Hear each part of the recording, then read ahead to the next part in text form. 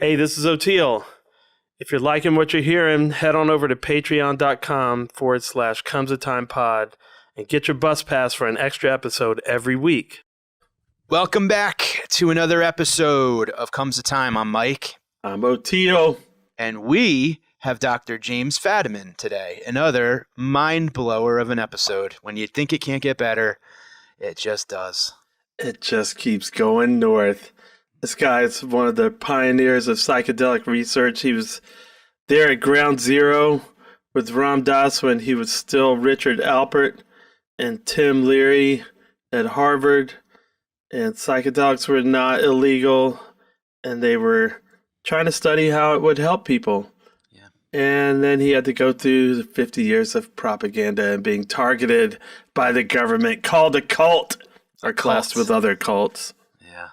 And like many of our favorite guests, if not all of them, our chat ends with, we'll have to come back and do more. We barely scratched the surface. So I'm very excited about that. And folks, just to make sure that you realize everything here at Comes the Time podcast is for information and entertainment purposes only.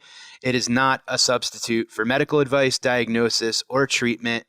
Anything that Oteil, myself, the guests talk about is not intended as medical advice. Always follow your medical professionals' advice and direction. We are not mental health professionals.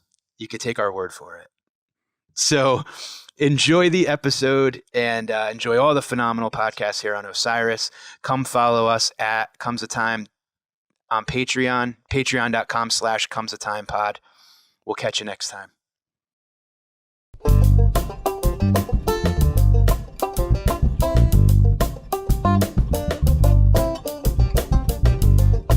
Okay, well, I should let you know that I have just listened in the last day or two to that incredible time with Paul Stamets and Bob Weir. So, excellent. I'm feeling very humbled to kind of follow that. But let's see what we can do. Oh my God, it's an absolute honor to have you here. I mean it for sure. We've been very excited to chat with you. So, you've known Paul you and Paul go back quite a ways. Yeah, I mean, obviously we run in the same track, and we're friends. And I keep up on what he does publicly and a little bit of the other stuff. Excellent. That's awesome. Yeah, but what blows me away with Paul is when you're with him, he's this cool hip guy in this funny mushroom hat. But when you turn on Paul the scientist, there's this incredibly erudite, smart-ass scientist with patents and all those words that none of us know, that when you hear them, you pretend you know, that he clearly uses. I mean, I'm stunned by how many areas he's literally making world-shaking difference. Yeah, it's unbelievable when we had him here, and it's why we're both so excited to have you here, is that it seems to be that mushrooms are finally getting the attention it deserves, which could be a blessing. We call it a double-edged butter knife, because as you said in speeches, if pharmaceutical companies get a hold of it, then we're in big trouble. That's something we'll clearly talk about, but let us say that the last thing in the world us little underground gnomes ever considered was that there would be a kind of greed food fest over who could make the most money out of not yet actually doing anything with mushrooms. It is funny. It's interesting too, because you see so many companies popping up here and there that are you could get your kit, you could get your boutique blend microdose mixed with all of the non psychedelic mushrooms. That's actually turning out to be of some use. And you had Paul talking a little bit about his stack, and there now are other stacks with different components. And again, it kind of makes sense that you're working with a whole body, and mushrooms may turn on the whole body, but if there's areas you're particularly wanting to, push, like your mind or your gut those are different supplements. Is there a different stack that you came up with? But no, I'm not a stack maker.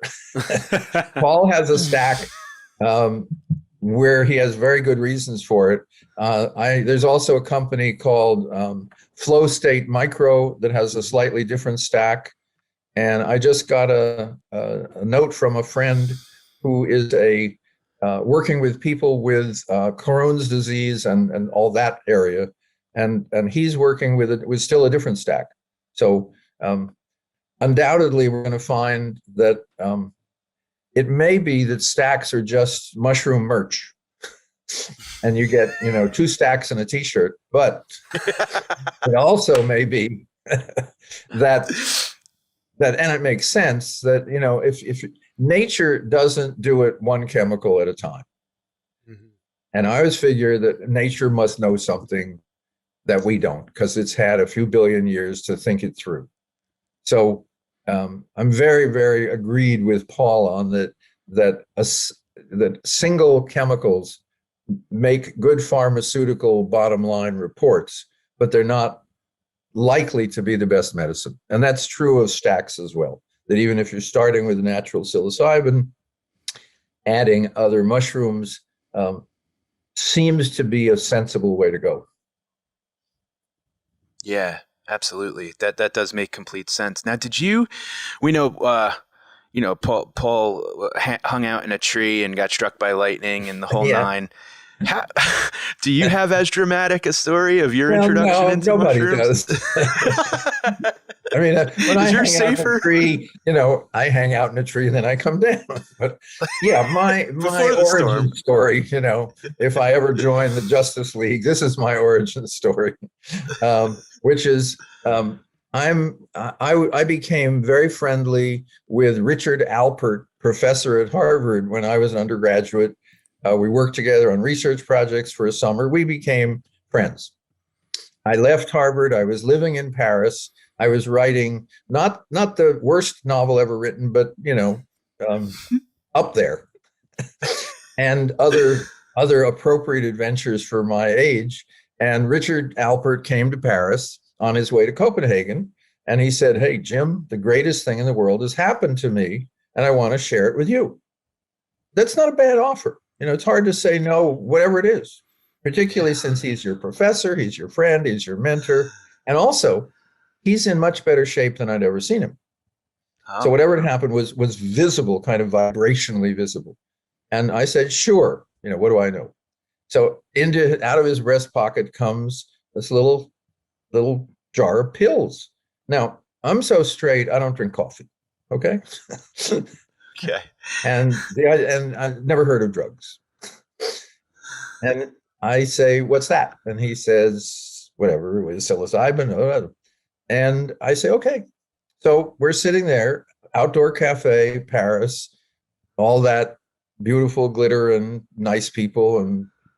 And I'm aware, as the colors get brighter, that one of the things I'm aware of is the conversations of the people, passing in back of me, the way you hear conversations. And then it occurs to me, my French isn't that good. I've been living in Paris almost a year. I've never been able to hear those conversations.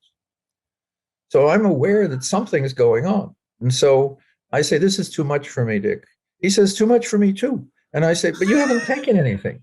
He said, it's my first night in Paris.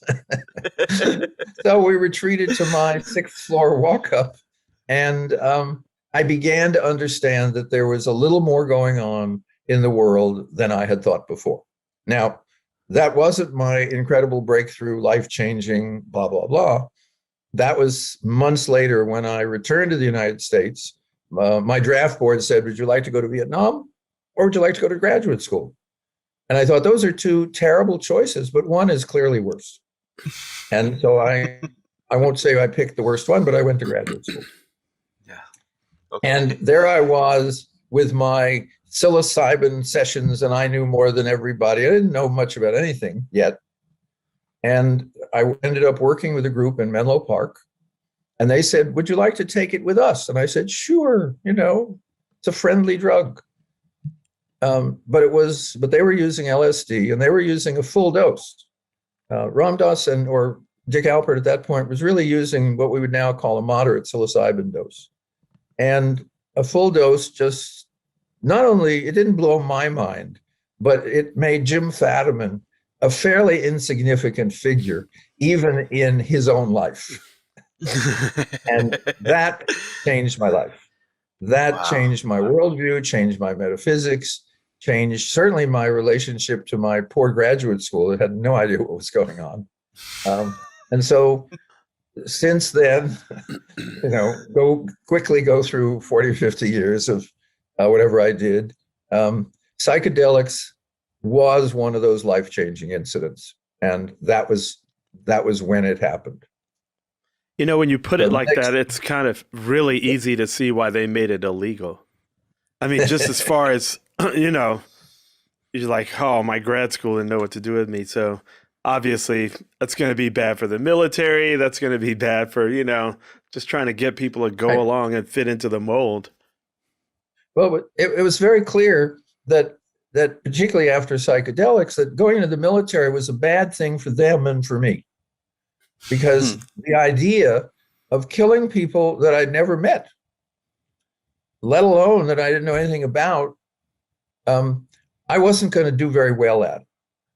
So I saved the VA, 40 years of treatments by not going into the military. So if that's not patriotism, I don't know what is. Helping the taxpayers out. Yes. Thank you for your service. In listening to you and study, like kind of doing homework on you joining us, we've had the privilege to talk to some very, very interesting people, and it seems to me that the folks who really made the most impact were the ones who were able to kind of laugh at themselves and not take themselves so seriously. And you are unbelievably funny and humble. And it seems like you're coming from just a place of pure transparency and honesty. And I really appreciate that in the way that you make a topic that is sometimes overwhelming, very approachable and enjoyable. Well, it's one of the things I've seen in the psychedelic world, and people who are pretty fanatic about that it's the way and the truth and the light and so forth. They laugh at themselves. And it's a kind of interesting thing when you're looking at spiritual teachers. Do they have a sense of humor?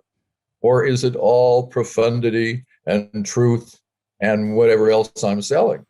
And I've met spiritual teachers who are pretty boring, but they're terrific beings. But one of the things, if you ever watch the Dalai Lama for more than about 4 or 5 minutes, he's going to laugh. Yeah. He's going to laugh at himself. He's going to laugh at what he just said. He's going to laugh at the situation, which for most of us is so tragic, and he sees through it. Sense of humor, I think, is a guiding, it suggests that you're not caught in your ego. Yes. That your ego is caught in itself. That's its problem. But that you don't have to go that route. That's right. That's like Steve Martin said, stand-up comedy was the ego's last stand. I always thought that was so incredible.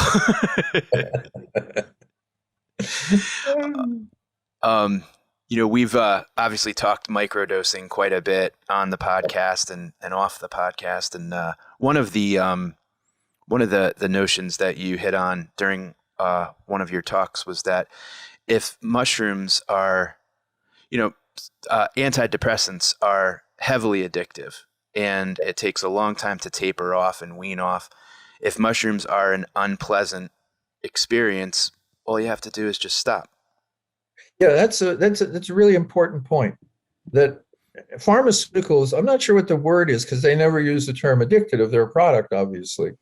But if you ever look at that little piece of paper that you unfold at the pharmacy that's an 8-point type, and it says usually in bold, "Don't miss a dose." And then you read why, and it says, if you miss a dose, you're going to have all the symptoms you're taking this for only magnified. You think, whoa, that's serious stuff. And then it turns out they're right. So you're not addicted in that you don't need more and more, but you're trapped in that if you stop, it's very hard to stop. And they do use a term, which I like. It has a charm to it called tapering, which is if you take that little pill or that capsule and you open it up and it's got little microdots in it, and you take like 3 or 4 of them out, and you do that every week. You take 3 or 4 more out, and it may take 4 to 6 months for people to taper off to getting off. Microdosing helps that go faster, but not much faster, but a lot easier. So a lot of people have written us that microdosing is what you use to get off of pharmaceuticals that either never worked or worked in a way that you feel bad about. So antidepressants, when they work, it's not clear that they work, but when they work, what you are is the difficult stuff in your life is not as painful. That's what's effective. Now, the negative word for that is called numb,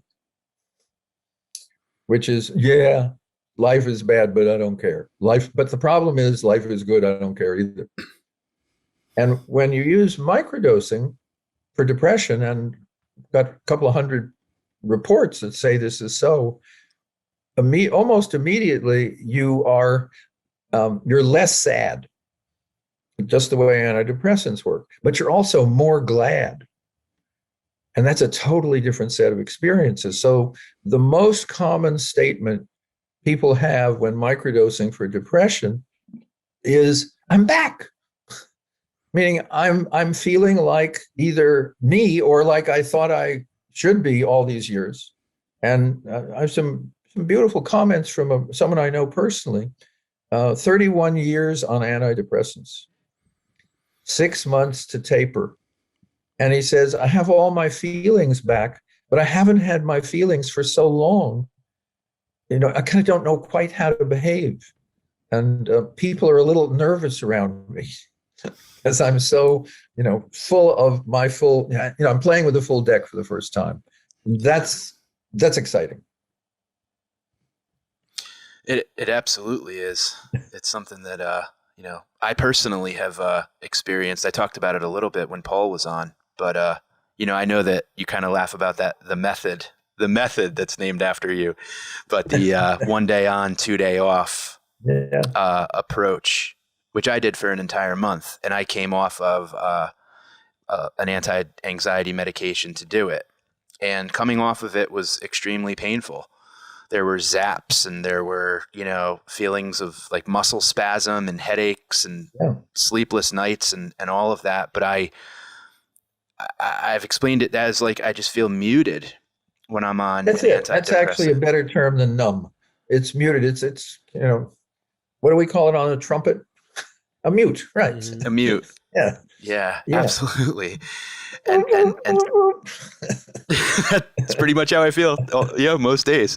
And this was the December before this December of 2019. And the only days I didn't do the exact 1 day on, 2 day off was if I had a long drive on that off, that day. So I would maybe do, sometimes it was 1 day on, 1 day off, or 1 day on, 3 days off. And I would take it in the morning before breakfast, and it was kind of perfect. I would just say I got out of my own way. When I have something that's constantly going, you're not doing enough. You're not, that guy was on vacation that month. Can we put you on our poster? Absolutely. In fact, I want to volunteer for more, more studies, to be honest.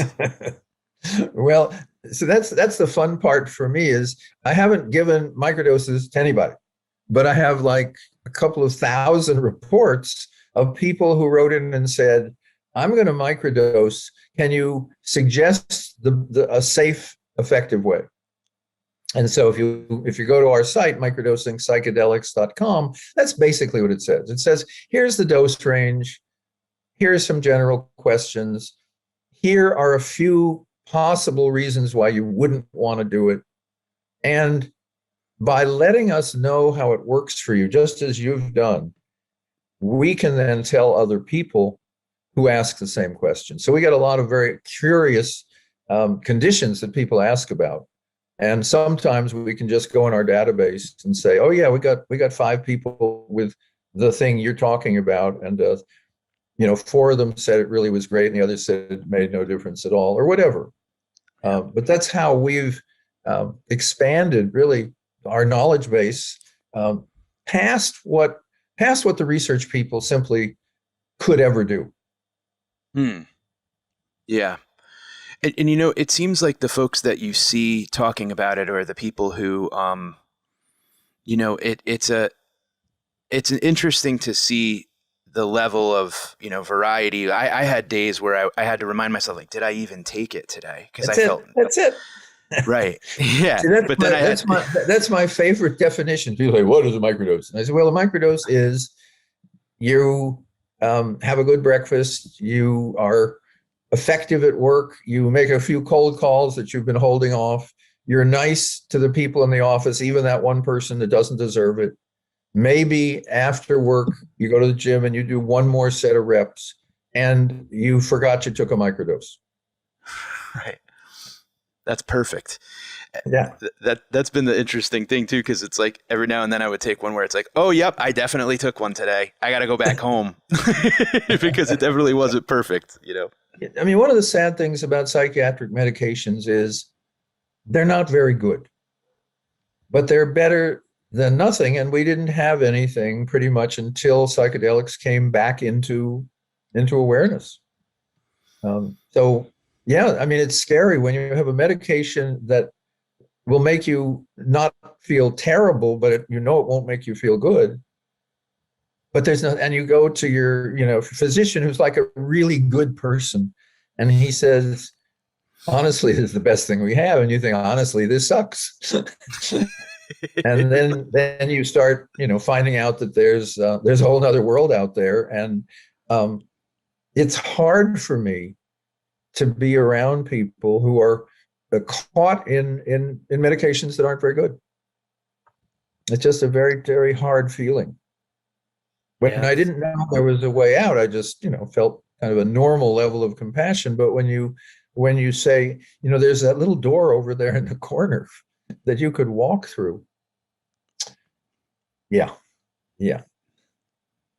It's hard to gauge too, because I know we had someone contact us saying, hey, please let people know that there's some out there that are, might commit suicide if they get off their medications. And, yeah, you can't just tell everybody get off this. That's the scary thing. That if you get off your medication, I didn't want to say that on air, but if you read that little block print that says, if you get off, the term they like, when you write that stuff, is called suicidal ideation, which means thinking about suicide. Yeah. And it's not clear how often it occurs, but the feeling is, if this medication isn't helping me and there's nothing better, then I have no hope. And when you have no hope, that's when you think, what do you do when you have no hope? You want to end it. And the nice thing is, we know from psychedelics is you'll at least find out there's some alternative ways of being in the world. You may not go for them, but at least the windows suddenly are not black. You can see out. I'm just amazed that, when I look at the drug war and how just the decades and decades of lying, I'm amazed by people like you and Paul Stamets that you've stuck to it through all of that. Like, how did you do it? I mean, it's like, it's a lot to have the weight of a legal system against you, Well, one of the nice things is, I mean, I've had it easy. I haven't been jailed. I did actually lose a career. I was going to do a dissertation about psychedelic therapy, and the head of the psych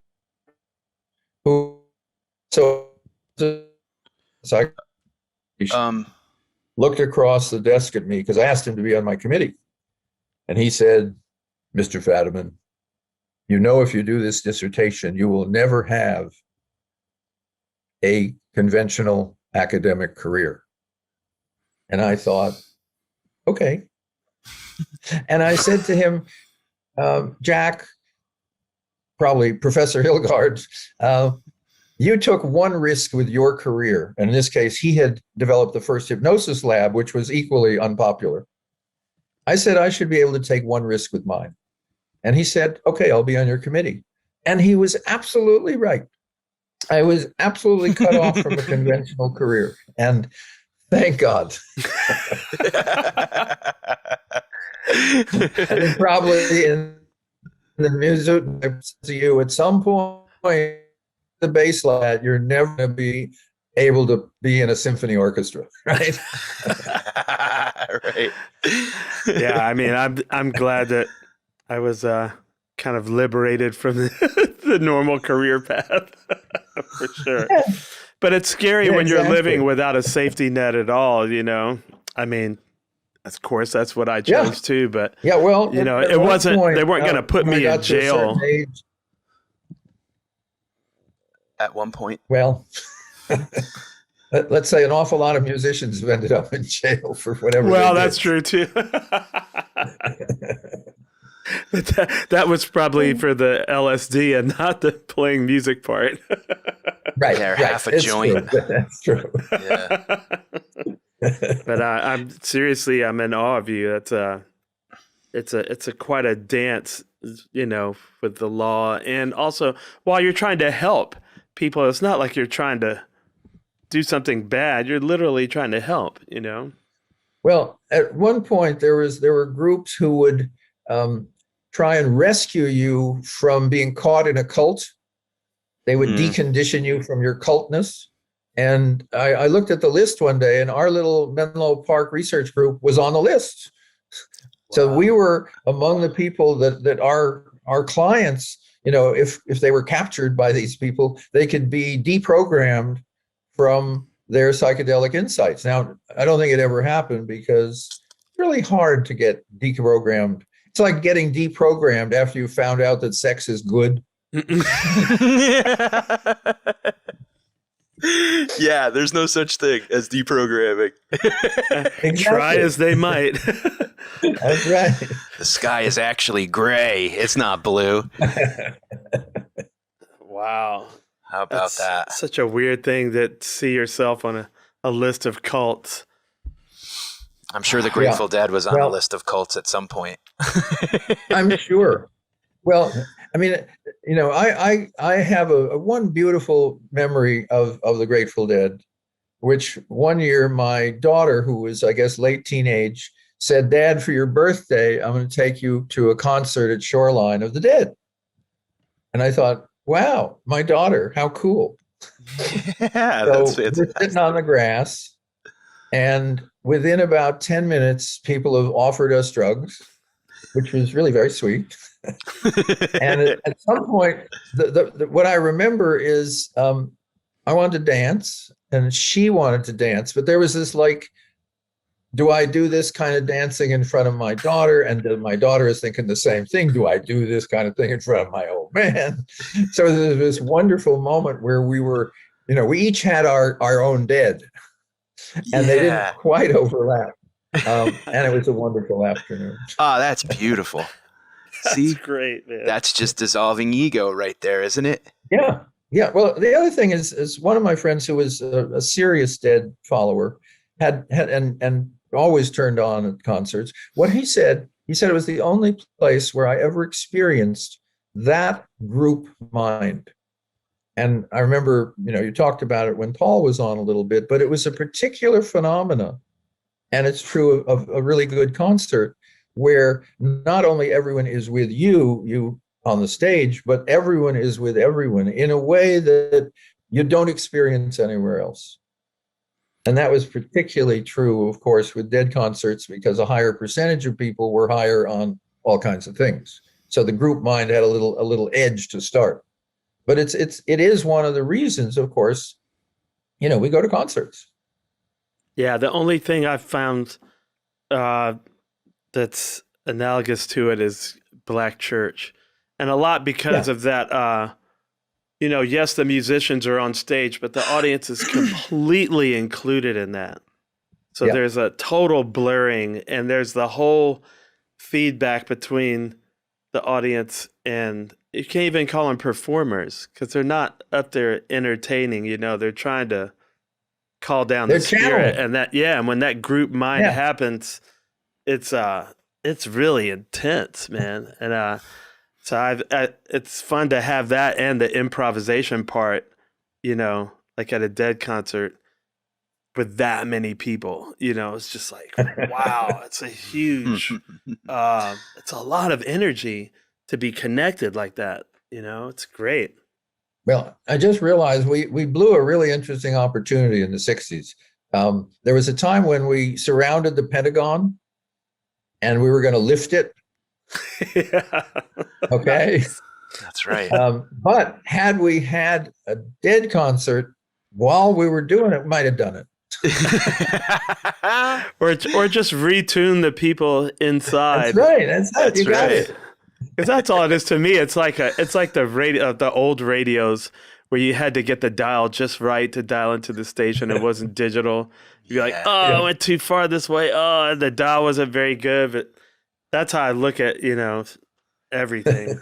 That's a super interesting. Yeah, we've talked about that frequency before, and I think about I have an uncle who's no longer with us, and he was in the Navy, and he brought back one of those ham radios that had the 5 or 6 different bands, and then another dial that was massive, and that high pitched frequency in between channels that was different than your car radio when you're just going at the channels that are near you geographically, but the ones that were reaching other countries. And I remember on holidays, I would sit at his house and play with it, and we would listen to Christmas in London, and we would hear, gospel, like church, choirs singing in Italy, and all of these different, and it was just so wild to me to think about how this little machine that's plugged into the wall can hear and connect us to people all around the world.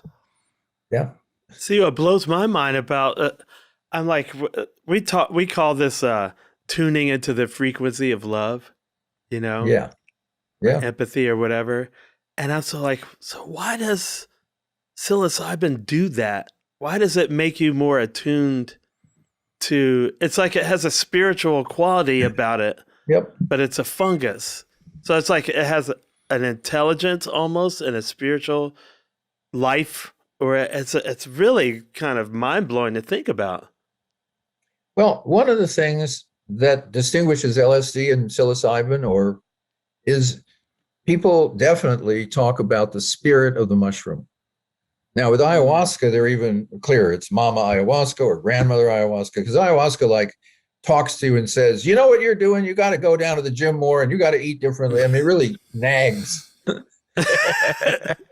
Psilocybin is more, welcome back to the frequency of love. And LSD doesn't have its spirit. It's not, in a sense, it's all your responsibility. You can still tune in to the love channel, but you have to do a little more work. And that's obviously my trip. So no, but it's funny because when I was younger, I preferred blotter, but that was because it was easier for me to control the dosage. So I'm finding out now that I like to do about 50 mics. I had no idea what micrograms was when I was 17. And I couldn't prove what even the blotter or anything, but it seemed to be more consistent. Like if I cut it in half, I'd be right there. With mushrooms, I didn't know. I have a very sensitive stomach. So I didn't want to I didn't want to throw up when I started coming on, Right. But so in the early days, I was exclusively, with exception of maybe 1 or 2 times, it was exclusively blotter, acid. And I had maybe I was doing more work. I'm not sure because I was 17. So I had the energy for it. I arrived at the same place. But now in my adult years, it's completely the opposite. There's this mushroom extract that I found where you basically take with like half a kernel of rice. And I can control the dosage and get to that just little bit, not where I'm seeing all kinds of crazy stuff. Exactly. And I come to think of it, I do feel like there's less work. I don't know if work is the right word, but it is a more easier, like it just kind of like brings you to the shore and just drops you off, you know? Yeah. Yeah. Well, that's the nice thing about also you begin to find your sweet spot. Mm. And Yeah. what I know in the microdosing world, it's an interesting one for me because a part of me is still a little researchy. Is originally we said 10 micrograms is a microdose and 0.2 to 0.5 grams is psilocybin because different mushrooms, different potency. And as the reports came in, people said, man, 10's a little high. I'm doing 8. I'm doing 7. 2 out of 100 would say I'm doing 15 or 50, but mostly a lot of people said just a little less. And with mushrooms, the same. And so we just moved it about a year ago to 0.1 to 0.4. And I'm now getting a lot of reports, a lot also out of Reddit, which has, by the way, the microdose subedit on Reddit is 140,000 people. So you get a lot of information. Yeah, it's Wow. And Yeah. I'm now going to go back to our website and move it back down again so that a low dose is going to be not a tenth of a gram, but 0.05 to start, because so many people have said that works best for them. So people are 0.05. beginning to learn to use it at lower and lower doses, which of course is the opposite of addiction. That's right. You keep Phenomenal dialing point. it lower. That's right. Yeah, you dial it lower. Right? Yeah.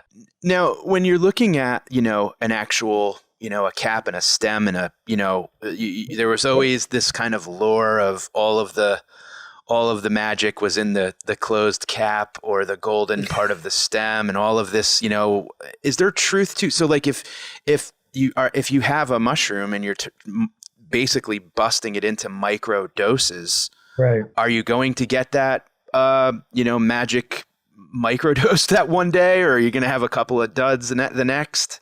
No, basically what people do is you dry it out, you grind it up. So you're mixing stem and cap, Right. and you put it in a capsule, and therefore your capsules are probably about the same. Mm-hmm. Now, what's being discovered, and Paul mentioned it a little bit, is there's the mushroom is what's called the fruiting body. It's really kind of the sex organ of the mushroom, but there's a whole lot of mushroom called the mycelium below ground, way more than there is. It's like there's a lot more apple tree than apples. Yeah. Okay. And what Paul is saying is you can take the mycelium at a particular time, and you get more out of it than the little bit that comes into the mushroom. So we're discovering that the whole thing of the mushroom at different parts of its development is where psychedelics are, and that's actually new. And if you, I use a lot of Paul's products, and they are more and more say lion's mane, and if you look at the label, it says lion's mane mycelium. Doesn't say lion's mane, that cool kind Mushroom. of lion's mane like mushroom. Mm-hmm. So we're still in discovery, and that's of course the part that I like. I talk about search, which I like to do, and research, which is proving what you already kind of know, doesn't interest me much. That's why there are graduate students and universities and hospitals and pharmaceutical companies who will do that. But from my point of view, it's like when you discover a song that works, a particular sequence for you that works, it's you've got it. You don't need to kind of check it out. Yeah. It's funny because that's exactly what I was thinking about. The way I've approached bass guitar and music is I'm a searcher. It's like I somebody else has to analyze that after I do it.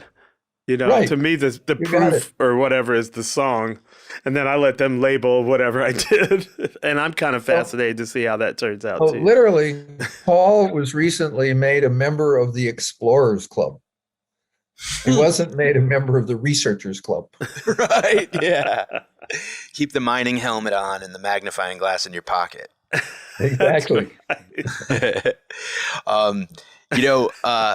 it's so interesting too when you hear about these amazing experiences that you've touched upon it briefly, and I'd love to hear more. But in some of your other talks, where someone with Crohn's disease or someone with a medical condition that they just cannot find a cure for, and then they take a microdose, and literally like an hour later, they're not feeling it. Well, what you're reminding me of, and it's what I like is discovering things which those of us who spent decades only with high doses would never consider. Would make no sense at all, because obviously psychedelics were predominantly in your brain, which isn't true. But we can measure parts of your brain, so that's cool. But the one that blew me away, many blew me away, but this is my favorite because it made no sense, is shingles. Shingles are something you get in middle age. If you had chickenpox as a child, it turns out the virus said, I'm just going to hole up somewhere hidden in your body for decades. And then I'm going to come out and scare the shit out of you. And if you get the symptoms of shingles in a week or two, there's some kind of antibiotic that seems to help. But if you don't, it can get horrible. Okay? So that's shingles. Right. And horrible meaning you can get lesions anywhere in your body, including places which you can't describe on television. Okay? Right. And so I get a note from Zambia. Now, don't worry. I know in your mind there's a kind of map of Africa, and Zambia is somewhere. It's absolutely right. Okay. Don't worry. You don't have to worry about it. And this is a guy who basically had shingles, didn't know that there was an antibiotic. It's now 3 months later. He is suffering. He is in such pain that he says, there is no position I can be in at night which allows me to sleep. Okay? Oh, yeah. He has no psychedelic experience, but he says, I knew someone at the Capitol and they had these mushrooms and I took a little bit. And 45 minutes later, I was out of pain. Okay? Amazing.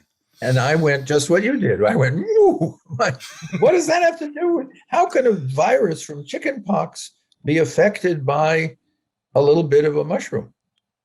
Okay? That's why I like it. So I have a colleague, Sophia Korb, and she and I have been collecting all this data for years, and I can hardly wait to contact her. She's in Prague at an international psychedelic conference, kind of representing us, and I get her after a couple of days, and I tell her this big story. I'm this, super explorer, Jim, Zambia, Africa, and she says, "Oh yeah, shingles," and I think, "Oh come on." Give me a little excitement. Give me a rush. We're calling. And she said, it's a funny thing, but at the conference, there were 2 different women who came up, threw their arms around me and cried and thanked us for our work. Shingles. Wow. Is it because it's a nerve thing and that the neurogenesis part? It's basically, you get, I mean, it's much more than a nerve thing. It hides in your nerve cells, but it seems to just, as we've learned, viruses sometimes do a lot of strange things to you. And what we then looked in our database, and we had a few other people with shingles. Now, see, what's fun about that when you do search is you say to whoever studies such things, here's an interesting area that you wouldn't have come to on your own. Be our guests. Do a paper, get famous, and people now who don't get the antibiotic have a backup. Or if they don't want to have an antibiotic, they can try this first. So that's been the fun of microdosing, because microdosing for creativity and sharpness and physical improvement and depression, that's kind of by now pretty much out there. It's hard to surprise someone when you say, did you know? And they say, oh, yeah, my brother told me about it, or my mother sent it to me, or whatever. Yeah. The antiviral thing, though, is really fascinating. That's something when Paul Stamets was talking about, I was like, wow, this is going to help like with coronavirus. And maybe that's why it helps with shingles too, the viral part It of may it. be right. Well, the thing about the immune system is it works on whatever it needs to. And it looks like what microdosing does is it says to the body, is there something out of line? Is there something that you're kind of twisted about, or that the order of the way your body's handling it isn't working? And it seems to rebalance it, because let me give you one from the other end of kind of from a virus to something super within the normal system, which is PMS, or menstrual upset, either emotional or physical. And again, here's the story, because that's the way I work. I get a note from someone that says, "Hi, Dr. Fadiman." Now, I already know that she's either going to ask me for something or apologize, because I'm Dr. Fadiman. Okay. And so it's both. So she apologizes. She says, "I know I owed you a report, but I thought you might be interested in something that happened during the month I was microdosing." She said, "My period was normal. That's the first time in my life it's been normal." Whoa. Okay. Wow. So I write her back, and I don't say, "I don't care about the rest of your report. I only care about this." I don't do that. But I do say, "Mr. Science, what were you taking, and how much were you taking, and what are you doing every month?" And she wrote back and said, "I'm not taking anything. I microdosed for a month, like you suggested, and my periods are now normal. You have changed my life. Thank you." Wow. Whoa, whoa. So what do? I go to Sophia. And she says, "Yeah, we got about 8 people." Can't surprise her. She's a tough cookie. That actually kind of interested me. So I've already talked to a researcher who researches these things. And she said that there's a lot of reasons why people have difficult periods. And the reason why you have these people, they probably have one or the other conditions, and you have some other people in your sample who it didn't help, they probably have a different condition. And so again, we said, be our guest, do research. Wow. So those kind of discoveries only happen with citizen science. And citizen science is when people tell each other stuff that's useful. And it used to be that was the only science there was. Yeah. Darwin was a citizen scientist. He was just this guy who kind of had enough money to travel and look around and was very observant. We had another professor from Harvard, Avi Loeb, that was head of the astronomy department. He came to talk about UFOs and stuff. But he touched on that, yeah. Like, we shouldn't ivory tower it and cut all these people out, because there's so much information out there from citizens. Right. Observing, their own bodies or stuff without whatever, like, there's all this information that we're losing by trying to cut everybody out of it and be so elitist, Well, yeah, I mean, it's also that scientists, in a sense, want to protect their profession. I don't have anything that good to say about scientists. Never mind. No, but obviously, it's like when a meteor falls, and if it falls, close enough in the atmosphere and some of it hits the ground, you're not going to wait for scientists to go and look in the area. You're going to the people who live there obviously know the place better than you do, and right. They say, "Yeah, but it was behind Jones's barn, I think. Let's just look back there, and yeah, there's this burn spot. Oh, in the bottom of a 4-foot hole, there's a 2-inch rock." We're not going to wait for the scientists. Scientists actually do research, which is after search is over, and that's fine. That's what they should do. Right. Keeps them off the streets and also they're genuinely curious, but they're also in a system which, depending on what field you're in, takes longer to get what's called a fact. See, if you're a botanist and you find one specimen of a something out of a snail or an orchid, and you say, "I found one," biology says, "That's a new species. You get to name it. You're a terrific person." Now, when you get to pharmacology, they say, well, you have to do 3 different levels of studies the last one with thousands of people before it counts. The nice thing about citizen science is a lot of people say, I'm suffering now. My buddy says this might help. I'm going to give it a try. Yeah. Yeah. Well, Yeah, you that have is- a lot of times you have generations. Like we just had one of my favorite bassists, Victor Wooten, on, and he wrote a book recently, and he was talking about something I guess they got from their grandparents when they would get a cold or get any kind of throat stuff, congestion, nasal stuff. She would go get some pine needles off a tree and basically make this tea from pine needles. Yep. He's like, I took it. We've been doing it. It tastes horrible. He goes, Yep. I felt better afterwards, and that came from grandma and great grandma and great great grandma, and Yeah. So that's science too, Well, thinking of colds, when I was busy discovering microdoses and feeling very impressed with myself for discovering it, I talked to a friend who's an anthropologist, and he said two things. He said, "Did you ever think that maybe the native people around the world tried little doses?" Yeah. Yeah, first one. Yeah, they might have done that. Man, They didn't all just get incredibly high and see the spirits, okay? Because with microdoses, you become a better hunter with a microdose. The other thing he said is, I haven't had a cold in like 17 years because whenever a cold is coming on, I microdose with mushrooms. Really? I haven't followed that one out. It's bad enough when the pharmaceutical people are mad at you, but I don't want NyQuil to be mad at me. No. Do you feel like microdosing on that level of I know that there's you don't want to develop a tolerance. That's why you take a break Right. and not do it daily.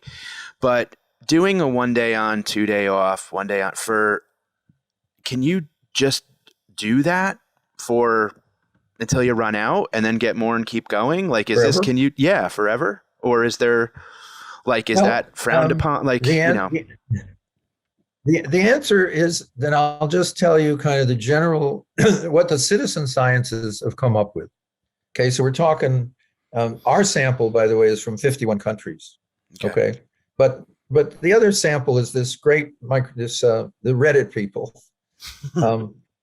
And what's generally agreed on is that if you microdose, you should take some time off now and then. Say if you microdose for 2 months, you should take 2 weeks off. If you microdose for 3 months, maybe you should take a month off. Now, this is what they think makes the best sense. So I merely pass it on because anything that sounds like it's safer and easier and less, I go for. Okay. Yeah. Okay. So the reason that the protocol that you were on, 1 day on, 2 days off, is that's clearly less than, say, taking it every day. Right. It's just less. Right. Now, it turns out taking it every day, which is used by, among other groups, the Microdose Institute in the Netherlands, they work with, 1,000, 1,200 people. They do that every day for most people, but they also do coaching.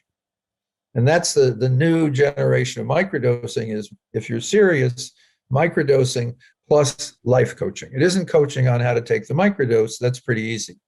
But it's what do you do? What are you taking it for? What's your intention?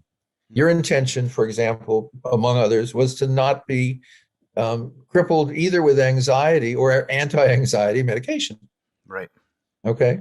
Other people want to give up alcohol. Other people are working with the fact that they're not doing well in school, or that they're mean to their kids.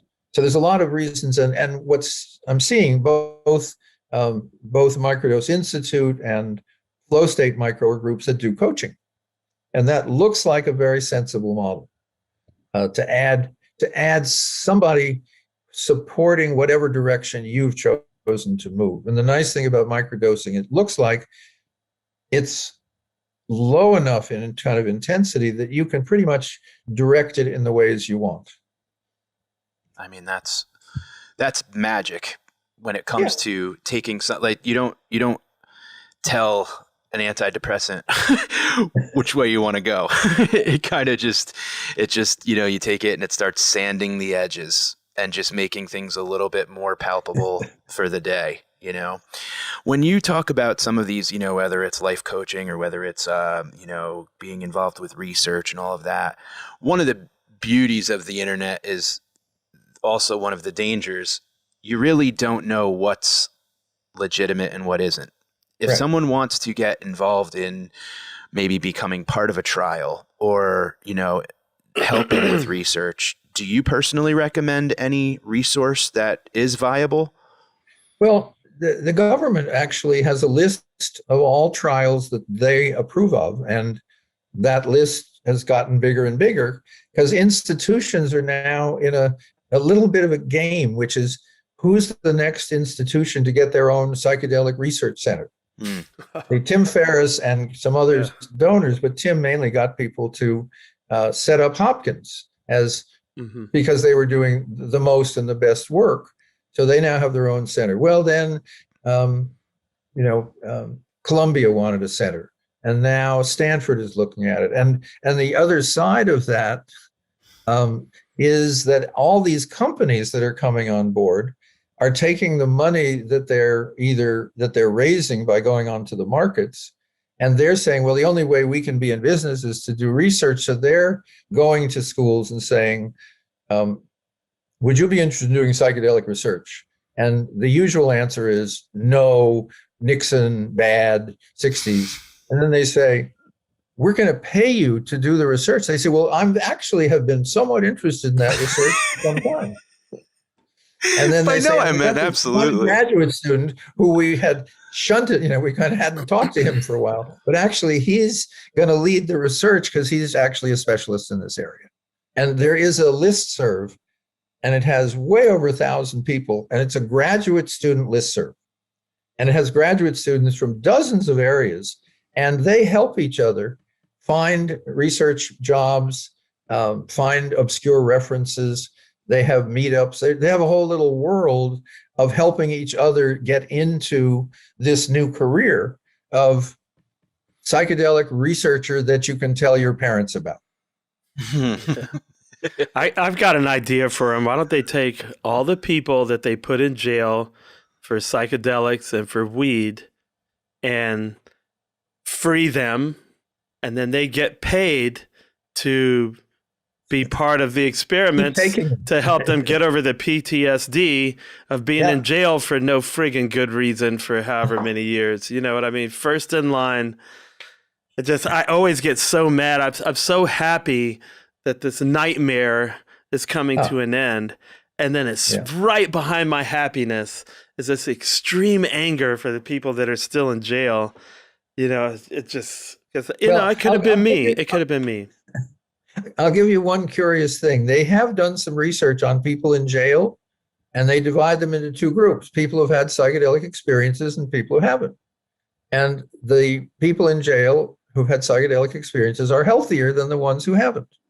And they've also done that for the general population. One of those things where, 400,000 people in each group because you're using the US government's data, and people who have used psychedelics once or more seriously in their lifetime show up as healthier in all kinds of ways than people who haven't. So doesn't that mean that the American Medical Association and the Psychiatric Association are friggin' liars all this time? No, they're not liars. They're ignorant. Don't confuse. Whoever did the propaganda. Remember, the U.S. government for 40 years put out a version of reality. Okay? Yeah. And in order to get into the game, you had to be part of that reality. And then, here's the curious one. There's a wonderful quote from one of Nixon's lieutenants who said about the drug war, it was never about the drugs. Ehrlichman, which is John from the Ehrlichman. beginning, the drug war was Nixon's way of being able to attack the anti-war people who he hated, the ecology people, the social justice people, get them all because they were all using psychedelics. Okay. Now, here's the part that's weird, which is We kind of knew that. But then there was a generation of people in college and university and medical schools who bought the government line because that was the only line out there, that it wasn't just a political trick of Nixon's, that actually these were dangerous, scary, blah, blah, blah drugs. So those people now are still in the AMA. And I was watching something in Australia. The government just said, okay, we're in. We're going to put $15 million into psychedelic research. Now, the US government has not done that. The Canadian government has not done that. But Australia says we're going to do that. Except it has to go through this one committee. And so a couple of really prominent political figures, one was the former head of the Defense Department, said, that's terrific, let's go. Then I listened to the chief psychiatrist in that group, and it was clear he'd never touched a psychedelic. He had no idea what he was talking about. And he said, well, he's not sure about that. This is a dangerous drug, and we don't want to just have one more drug available, as if psychedelics weren't available. Okay? It's like as if they didn't put fentanyl. Saying, I think we should stop people from drinking. Come on. So there's a phrase in the physics world about that one of the great Nobel Prize, I think it was Max Planck, said, my theory will be accepted one funeral at a time. So fantastic. As his colleagues passed on, the next generation were very open. And so when I look at this graduate student list, these are really amazing people. And these are, postgraduate MDs. I mean, this isn't like first-year graduate students. These are people with serious, profound skills and careers. And they're saying, I'm going to apply what I know about microbiology, about genetic engineering to psychedelics. So things are changing. It's one of the reasons that these companies, in a sense, can get off the ground, because there's this great number of people who want to work for them just to get into those labs to do that research. It's like a gold rush now. It absolutely is. It is. Yeah. The number of companies that are appearing on the psychedelic, it's now called the psychedelic space. That's a term from the hedge fund world. Yeah, it is. A couple of years ago, someone called me and said, do you know of any good opportunities in the psychedelic space? And I thought, I have no idea. No idea what he was talking about. And then I found out, this was to invest in a company that was going to make psychedelics. It's like pre-stock market talk. Given that they're way illegal, it's going to be really hard just to do the sale. Yeah. But here we are, and there are companies every day springing up, and I use the term very, very carefully, like mushrooms, promising to end various conditions, and some of them are probably right. You know what I'm always fascinated by, and it's this thing of kind of, observing aging and observing people who took psychedelics and embraced psychedelics. We just had a conversation with Ken Babbs, one of the original. Oh yes, I know Ken. Yes. Now that's a guy who, he was cracking. He's got more energy. I talk to him regularly. He's outside gardening. He's outside, he's vibrant. He's youthful. He's strong. The guys in the Dead. A lot of folks who grew up on psychedelics and kind of figured out a way to keep their ego in check for, in the bad way. And then you look at the other side of the coin, where there are so many people Botoxing and plastic surgerizing themselves out of, this myth in their mind that I'm never going to get old. There's something beautiful that psychedelics, I think, has brought to aging, in the sense that, death is going to happen, and that's fine. And I'm kind of gracefully going into the next phase. Well, since I'm in the next phase. No, I wasn't talking about you. You're doing, you look. No, but I'm aware of that. There is if you're not identified with your ego, its vanity is of less interest. Okay. Yeah. And I think we all, maybe at almost any age, you can look in the mirror and you think, who's that? And I look in the mirror and there's this old guy. And I think, wow, where did he come from? And then because inside, there's not an old guy. Okay. There might be hiding out there somewhere. And some mornings I will wake up and I think, whoa, this is what it's like to be my age. Whoa. I don't go for that. So there's Babs out there at I think 84 and he's gardening. Now he was always in great physical shape. Yeah. Okay. He was, I think, a Green Beret to start. So he didn't start from a slouch position. Those of us who have PhDs did a lot more sitting when he was out there walking around. But there is something that's happening in this older generation that's worth looking at. I just got a note from someone who's doing a book. I think it's called Confession of Psychedelic Elders. Oh, wow. Ooh, I want that sounds one. fantastic. thought, yeah. What was Grandma doing? Yeah. And I thought, well, he was asking, did I want to be in the book? And I thought, I don't want to confess.